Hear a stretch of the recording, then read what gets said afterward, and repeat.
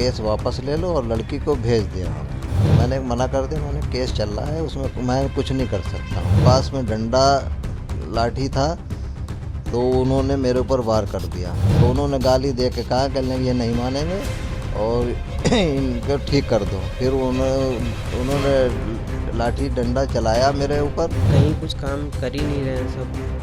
अभी कोई घर से बाहर निकल ही नहीं रहा है, समझिए ऐसे हालत।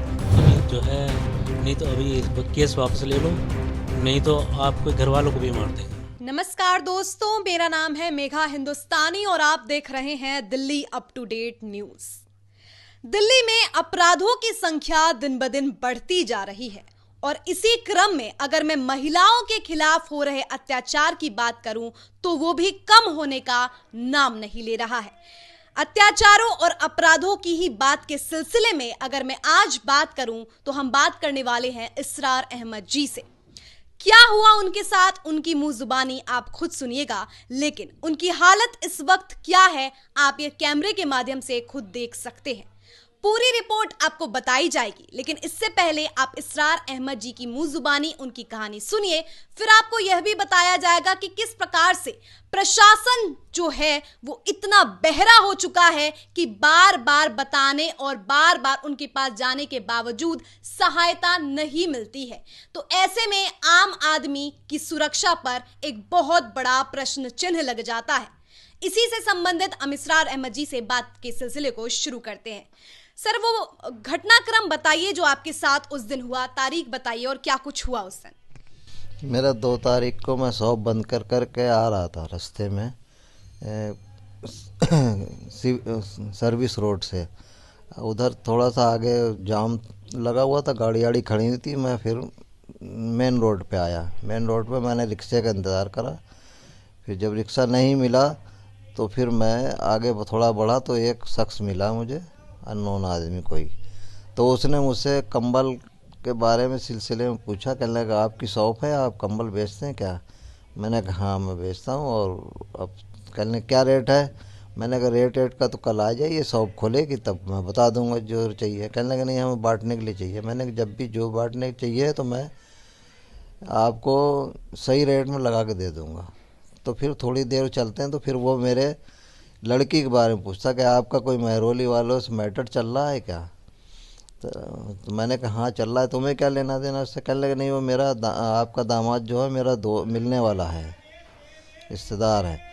तो वो कहने लगा नहीं उसमें आप जो है आप अपना केस वापस ले लो और लड़की को भेज दें आप, इसमें आप भी सुखी रहेंगे और हम लोग भी सुखी रहेंगे। तो मैंने मना कर दिया, मैंने केस चल रहा है, उसमें मैं कुछ नहीं कर सकता हूँ। तो वो आगे बढ़ गया, मैं रुक गया थोड़ा सा।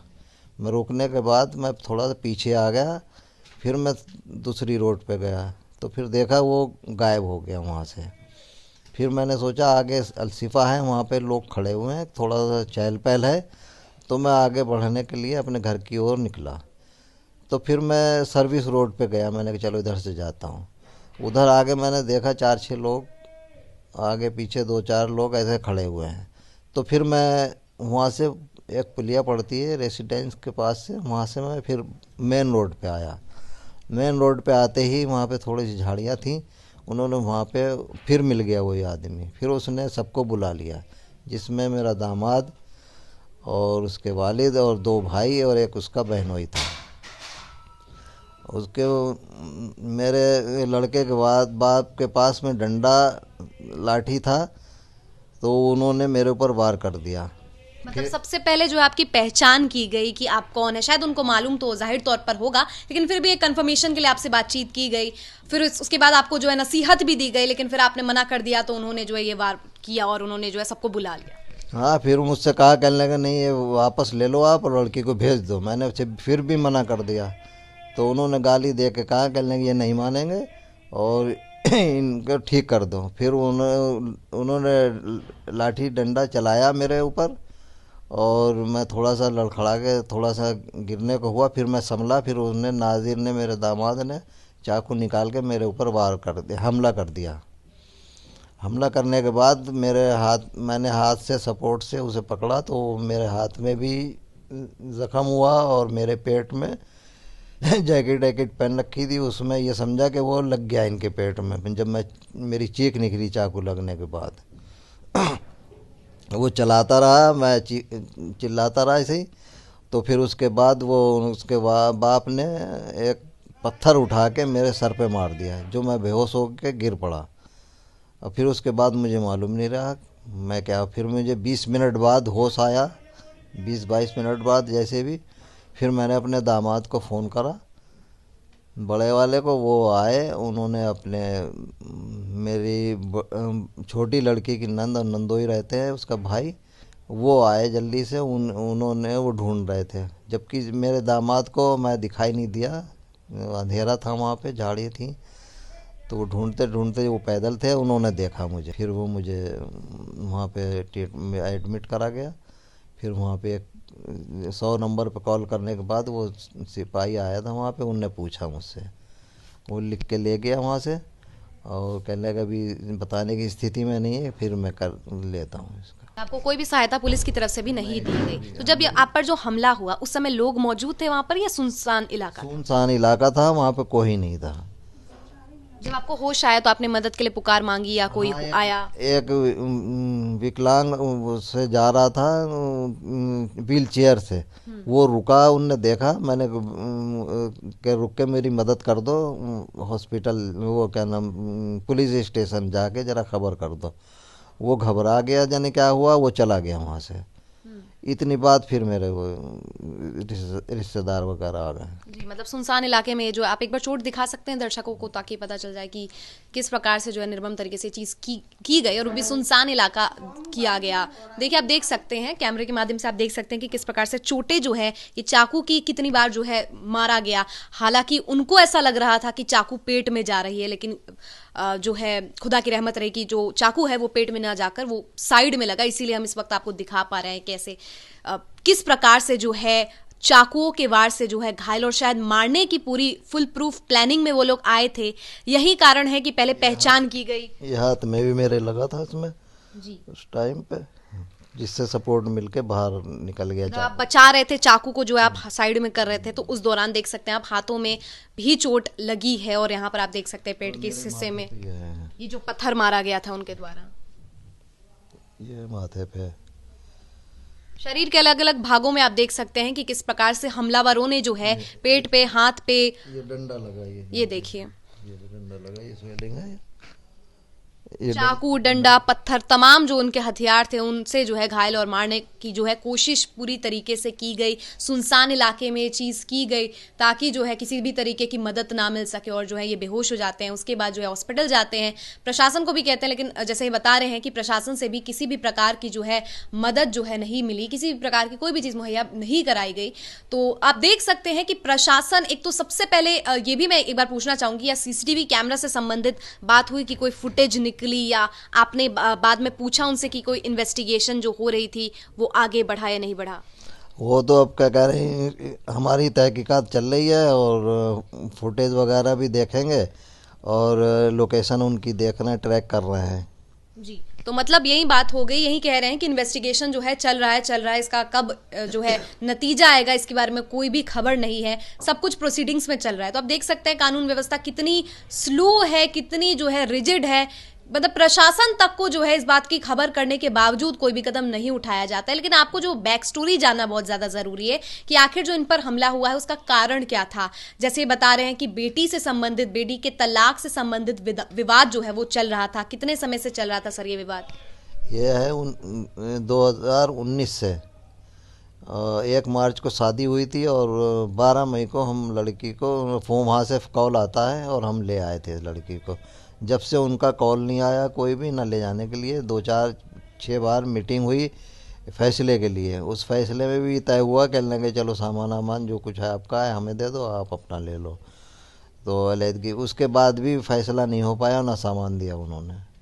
यानी कि आपकी बेटी जो है, आप क्या 2 महीने बाद जो है उनका तलाक हो जाता है, रहने के बाद क्या कारण लगता है? तलाक नहीं हुआ था, तलाक नहीं हुआ, तलाक की मांग आप कर रहे थे, लेकिन वो भी प्रोसीडिंग में चल रहा है, वो भी अभी नहीं? वो भी चल रहा है, दोनों मुकदमे चल रहे हैं। FIR उसमें वुमेन सेल में भी चल रहा है केस। जब वो तलाक नहीं दिया तो वुमेन सेल में चला, फिर वहाँ पे दहेज की जो गाड़ी आड़ी की मांग करते थे, एसी वगैरह की, वो सब दिया हुआ है। तो इसको लेकर महिला सेल में आपने जो है शिकायत की? हाँ, महिला शिकायत चल रही थी, उसमें भी 10-12 बार वो मीटिंग हुई है, बुलाया गया फैसला करने के लिए। वो लोग चाहते हैं कि पहले कंप्रोमाइज़ हो जाए। कंप्रोमाइज़ नहीं हुआ तो उन्होंने फिर इल्ज़ाम लगा दिया कि लड़की जेवर सब ले गई यहाँ से। तो आपकी बेटी यहाँ पर रह रही है या फिर नहीं? नहीं, अब लड़की यहाँ पे नहीं है। डर की वजह से उनने अपना यहाँ से जॉब चेंज कर दी है, बाहर चली गई है। जी, तो कहने का मतलब ये है दोस्तों कि किस प्रकार से जो है सबसे पहले जो है महिला के साथ दुर्व्यवहार या जो भी कहा जा रहा है दहेज का मामला या उत्पीड़न होता है या जो भी मार पिटाई या जो भी चीज़ें हैं वो होती है। विमेन सेल से किसी भी प्रकार की सहायता नहीं मिलती है। सुरक्षा के लिहाज से कितना बड़ा प्रश्न चिन्ह है अपने आप में। और फिर जो है उनके पिताजी जो है उनके साथ जो है ये सुनसान जगह में वारदात को अंजाम दिया जाता है। तो सवाल सबसे है यहाँ पे कटघरे में जो खड़ा किया जाना चाहिए, महिला सेल, पुलिस प्रशासन, कोर्ट में किस तरीके से तलाक का जो मामला है वो अभी तक जो है चल ही रहा है, जबकि 2019 की बात बता रहे हैं सर। तो ये तमाम वो इंस्टीट्यूशंस है जिस पर अपने आप में प्रश्न चिन्ह लग रहा है। तो आपकी क्या राय है, प्रतिक्रिया जो है हमें कमेंट सेक्शन में दीजिए कि आप क्या सोचते हैं इस पूरे मसले को लेकर, ये पूरा विवाद, ये पूरी घटनाक्रम को लेकर। और हम आपको और भी जो है बातचीत बताएंगे कि क्या मामला, इनके घर वालों से भी बात करते हैं और जानने का प्रयास करते हैं कि क्या उनकी नजरिए से क्या कुछ मसला है। यहाँ पर आप देख सकते हैं इस समय इसरार जी के जो है बेटे उपस्थित है, दामाद उपस्थित है, उनकी बीवी भी यहाँ पर मौजूद है। तो बातचीत करते हैं, जानने का प्रयास करते हैं। सर, उस दिन के बारे में बताइए जब ये घटनाक्रम हुई, कैमरे की पोजीशनिंग के बारे में बताइए और वहाँ पे लोगों के बारे में बताइए कि लोगों ने मदद की नहीं की, क्या कुछ रहा। सबसे पहले तो पिताजी ने सबसे पहले कॉल लगाया जीजा जी को, क्योंकि मैं घर पे नहीं था।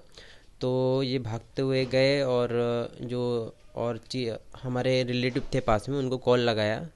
तो अलशिफा हॉस्पिटल है, उसके पास में रेडियंस बिल्डिंग है। तो बस इतना ही बोले कि रेडियंस, तो सब कुछ समझ नहीं पाए कि किधर हैं। तो सब लोग निकल गए घर से फटाफट घबरा के और ढूंढने लगे। तो एक भाई साहब हैं अफजल भाई, तो उनकी वाइफ पैदल ढूंढने लगे उनको। तो उनको सबसे पहले आवाज़, मतलब गिरे हुए पास में गुजरे, तो उन्होंने देखा उनको।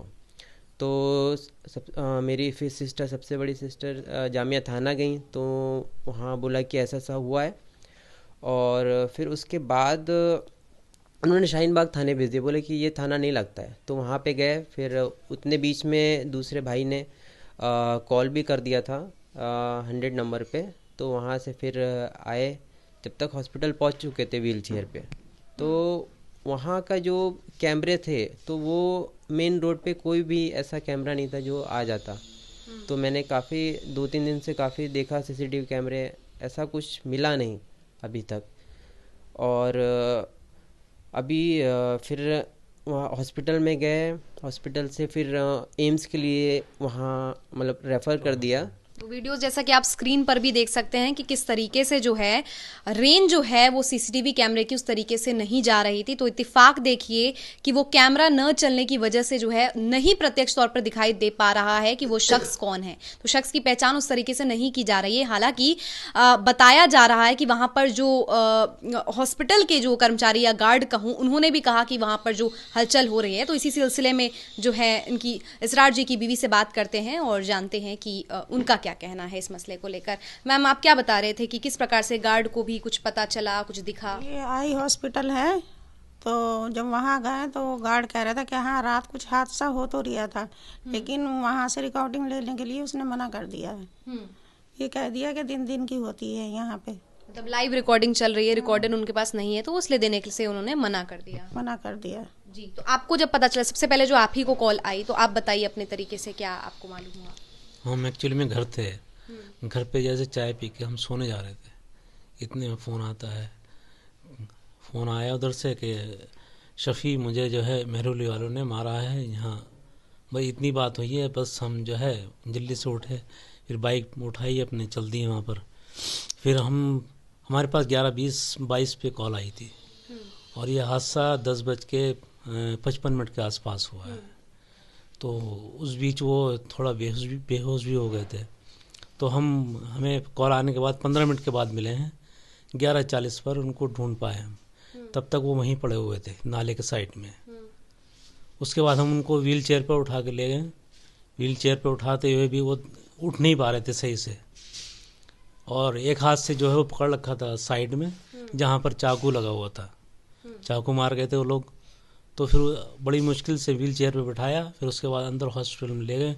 डॉक्टर भी वहीं पर आ गए थे, तो उन्होंने पहले वेरिफिकेशन करी, फिर उसके बाद वो ले गए अंदर जाके। फिर जो है इमरजेंसी उसमें ले गए, फिर वहाँ पे उन्होंने ट्रीटमेंट थोड़ा बहुत जो भी किया है।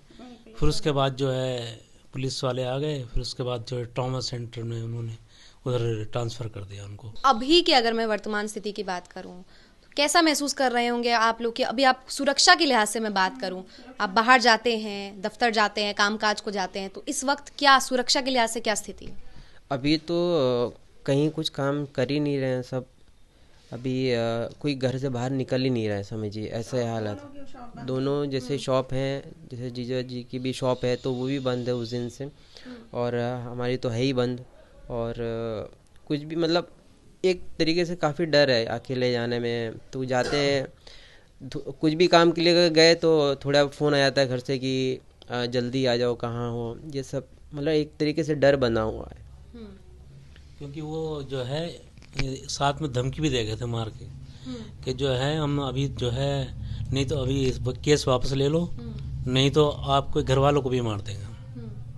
मतलब पहले तो हमला किया जाता है, धमकी भी साथ साथ दी जाती है, और इस पर पुलिस का ना कोई कार्रवाई होती है, ना ही जो है किसी भी तरीके से विमेन सेल से भी हेल्प मिलती है। हाँ, वो जो पुलिस वाले आए थे वो कह रहे थे कि झूठा है सच्चा है, तुम्हारे सामने है सारा कुछ। तब भी वो ये कह रहे थे झूठा है, बनाओगे तुम्हें फंसा देंगे, ये बात कर रहे थे। उल्टा आपको भी उल्टा और हमें भी कह रहे थे। फिर उसके बाद वो उनसे मिलने जाते हैं कि हाँ इन्वेस्टिगेशन चल रही है, तो बस अभी 1-2-4 दिन और लगेंगे, ये बस ये कह के हमने टाल देते हैं। वो 2-4 बार मिलने गए हम पुलिस स्टेशन, लेकिन उन्होंने टाल दिया ऐसे ही। मतलब विडंबना देखिए कि किस प्रकार से जिस पुलिस और प्रशासन पर हम विश्वास करते हैं कि हमें सुरक्षा दी जाएगी, हम सुरक्षित महसूस किए जाएंगे, लेकिन फिर वही जो हम अपने ही मुल्क में रहकर भी सुरक्षित महसूस नहीं करते हैं। इतने अपराध होते हैं, ऐसे में हमलावर और अपराधियों को जो है कानून का डर भी नहीं है, और आलम देखिए इस प्रकार से लोग जो है डर के साए में जी रहे हैं। क्या सोच रहे हैं आप लोग कि आपको लगता है कि सचमुच वाकई जिस प्रकार से दिल्ली में अपराधियों की जो हौसले बुलंद हो रहे हैं, इसमें कहीं ना कहीं, और मैं कहूं कि ज्यादा जो गलती है वो सीधे तौर पर प्रशासन और पुलिस की है? क्या राय है आपकी? प्रतिक्रिया कमेंट सेक्शन के जरिए हम तक पहुंचाइए, और ऐसे ही और वारदातों और हकीकत जो है उस तक आपको पहुंचाते रहेंगे Delhi up to date news.